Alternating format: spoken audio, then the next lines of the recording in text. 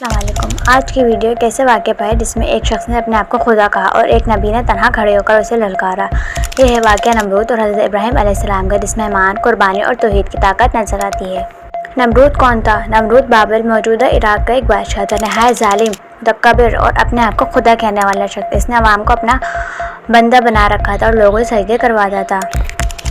حضرت ابراہیم علیہ السلام کی دعوت۔ حضرت ابراہیم علیہ السلام نے اپنی قوم کو شرک سے روکا۔ انہوں نے بتوں کو توڑا اور فرمایا، کیا تم ان چیزوں کو پوجتے ہو جو نہ تمہیں نفع دے سکتی ہیں نہ نقصان؟ وہ قوم میں واحد شخص ہے جو توحید پر قائم تھے۔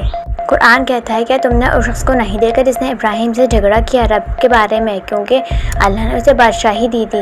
حضرت ابراہیم نے کہا، میرا وہ رب ہے جو زندگی دیتا ہے اور موت دیتا ہے۔ نمرود نے کہا، میں بھی زندگی دیتا ہوں اور موت دیتا ہوں۔ پھر دو قیدیوں میں سے ایک کو قتل کیا، ایک کو چھوڑ دیا۔ حضرت ابراہیم علیہ السلام نے فوراً کہا، میرا رب سورج کو مشرق سے نکالتا ہے تو مغرب سے نکال کے دکھا۔ نمرود لاجواب ہو گیا۔ آگ میں ڈالنے کا منصوبہ۔ نمرود نے ابراہیم علیہ السلام کو عبرت کا نشان بنانے کے لیے ایک بہت بڑی آگ تیار کی۔ کئی دنوں تک لکڑیاں جمع کی گئیں۔ آگ اتنی شدید تھی کہ انسان پاس بھی نہ جا سکتا تھا۔ حضرت ابراہیم علیہ السلام کو منجنیق سے پھینکا گیا۔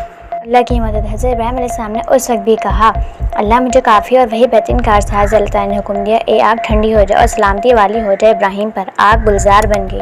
نمرود کا انجام۔ نمرود نے دعویٰ کیا کہ وہ خدا ہے۔ اللہ تعالیٰ نے اس کے خلاف مچھر بھیجا۔ مچھر اس کی ناک میں داخل ہوا، دماغ میں پہنچا اور اسے تباہ کر دیا۔ وہ بادشاہ جو سورج کے نکلنے کا دعویٰ کرتا تھا، ایک معمولی مچھر سے ہلاک ہو گیا۔